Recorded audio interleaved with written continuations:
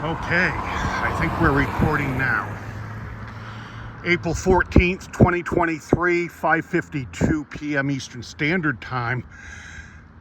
Bangor, Maine, United States. 75 degrees Fahrenheit, or I'm guessing that's somewhere around 25 degrees Celsius. Here on State Street in Bangor. Right in front of Gambino's. They've been around for decades and they're very, very good with pizzas and sandwiches. So I'm going to take a walk down towards Northern Lights, Eastern Maine Medical Center. And I haven't been down that way in a long time. So it's a nice day for a walk. It's beautiful out. Sunset is somewhere around 7:18 p.m. Eastern Time here in Bangor. Of course, the further west you go, like towards Ottawa, Canada, Ontario, Canada, Toronto, Ontario, the sunset is going to be a bit later. And I do watch live streams from Ottawa and Toronto. You got that Ken Continuum in Toronto, was a great live streamer on YouTube. And the Ottawa Wanderer, Indigenous Power in Ottawa, Ontario. She is wonderful. She was on earlier today. Reminded me of some things that I need for my walking, and vitamin B, and plenty of hydration and things like that. And she also told me about protein powder. And this was a conversation that Lisa and I had probably a year ago. And I had forgotten about it. And she reminded me of it this morning. And I'm grateful for her doing that. And there is my friend Estelle in Geelong, Australia. And she's on YouTube. And she goes by Geelong Walks _ Estelle. She's really good.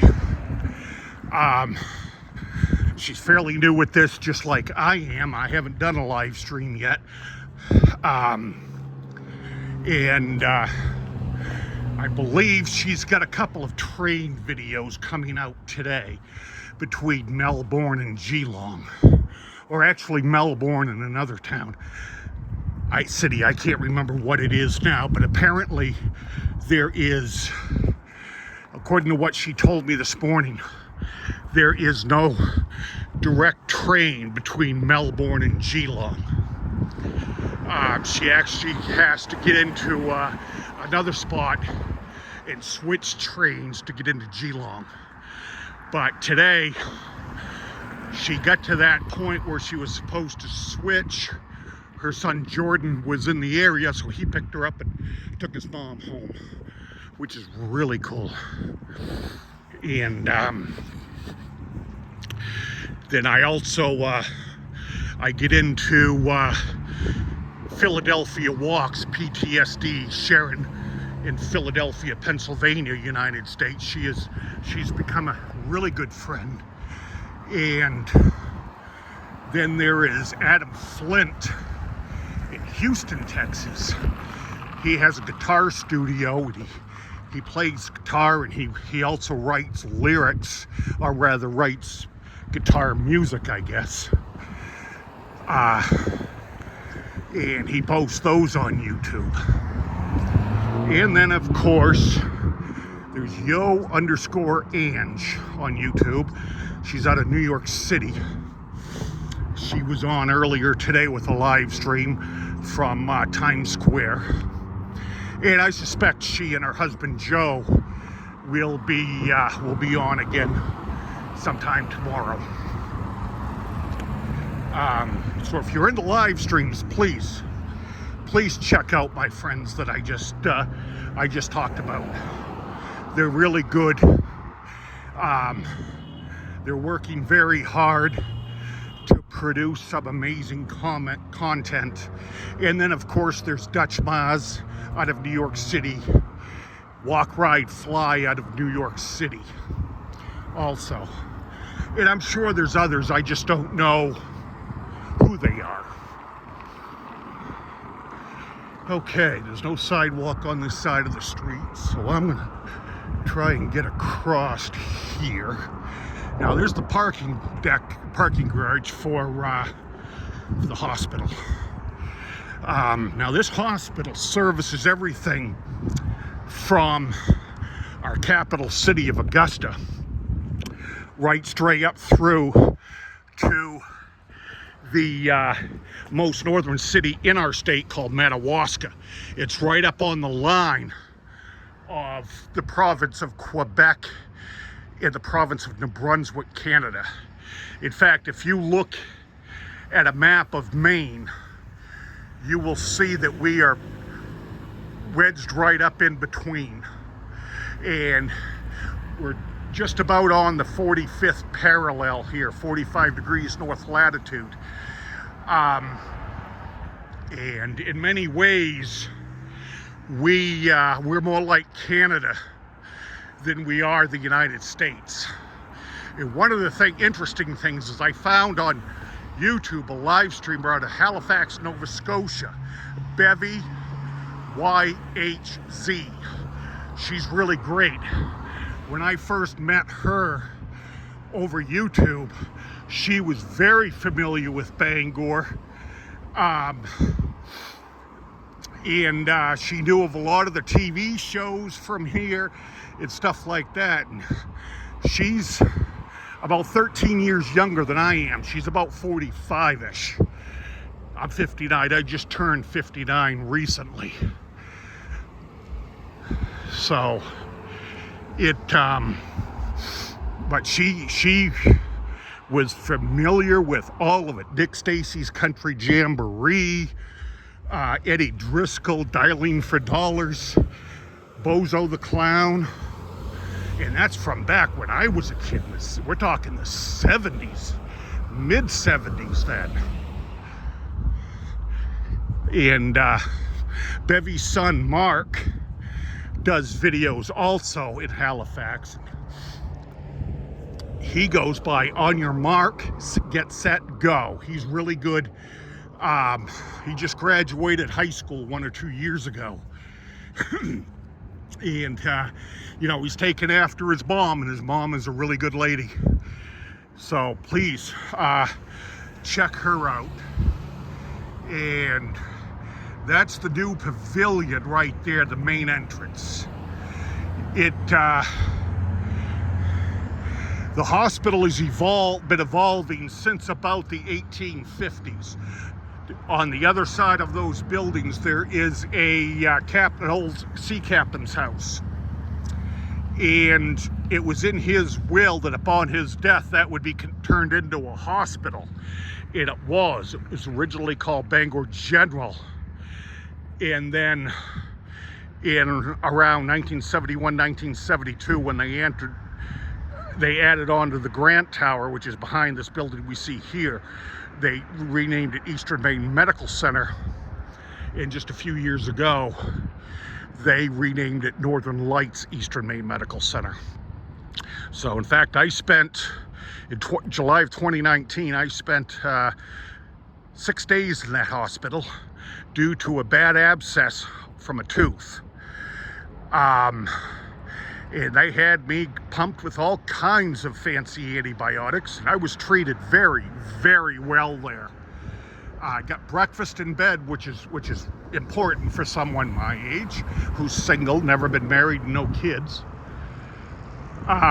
Okay, so we'll head down Hancock Street here.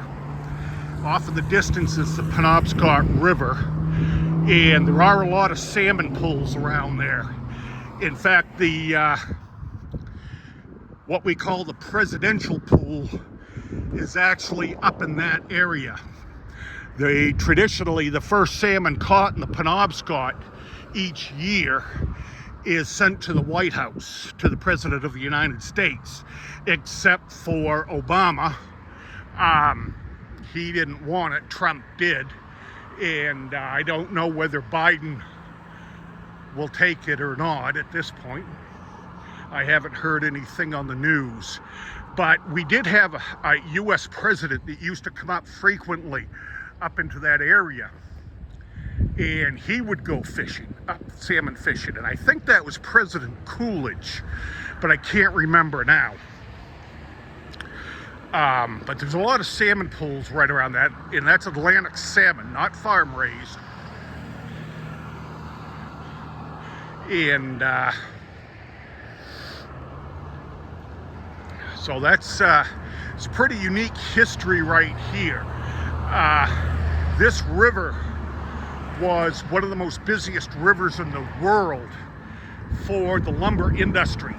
And that was back around the time of the Civil War and before the Civil War, which was, 1860 to 63, I believe. And further downstream in what we call Bangor Harbor, there were so many tightly packed schooners down there that you could literally walk from Bangor to the other side of the river to the city of Brewer and never get your feet wet. And that was before the first bridge between Bangor and Brewer even existed. There is a lot of rich history here, certainly with the lumber industry before it fell through. There's a lot of good stuff here. Bangor had always been occupied by indigenous tribes like the Penobscot tribe, for instance. And a Spaniard came ashore here back in the late 1600s. And of course, he killed off a lot of the indigenous and took a lot of them as slaves. So he is somebody that is certainly not honored, to say the least. Somebody put a plaque for him further in town, Bangor, but the city of Bangor removed that very quickly. The United States has a very deep, dark history with the indigenous populations of what is now North America.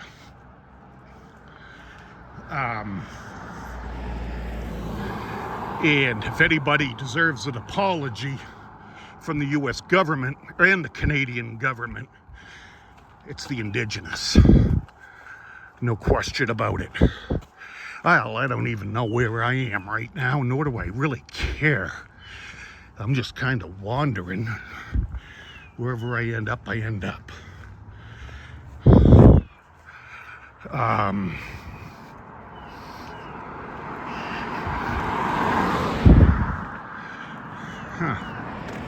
Been years since I've been on this stretch. That's right down the street from where I live now.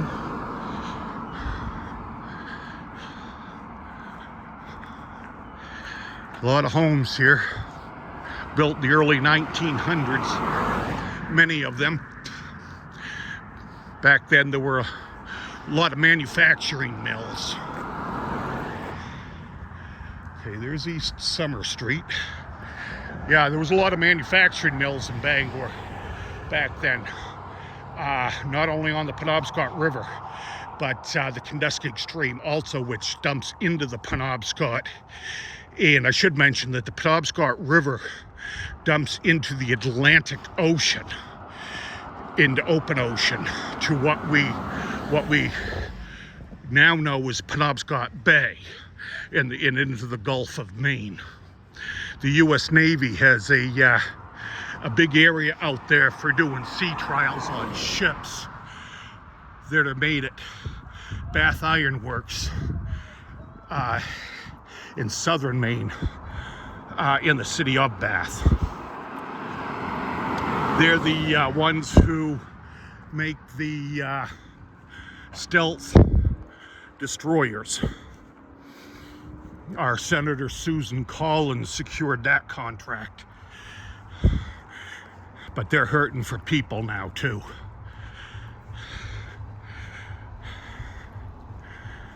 They're always hiring.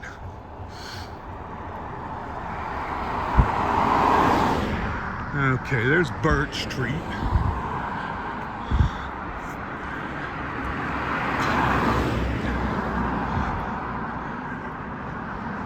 Yeah, it's a nice day for a walk. Looks like they had trash day down here today. Got a lot of empty trash barrels. City of Bangor just went to these automated ones about 3 years ago.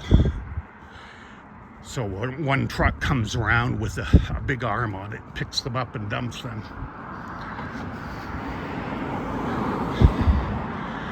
Okay. I think it's time to head for home, get something to eat. I'm thinking a bowl of cereal and a couple pieces of toast. I haven't had toast in a long time. So, okay, I hope everybody, or anyone who sees this, enjoyed this short 16-minute, almost 17-minute walk. I've got to get downtown and profile the Kenduskeag Stream and the history of downtown, including the Great Fire of 1911. So that may be something to do tomorrow, hopefully. All right, so that's going to be it for today. So thank you so much for watching. I really appreciate it.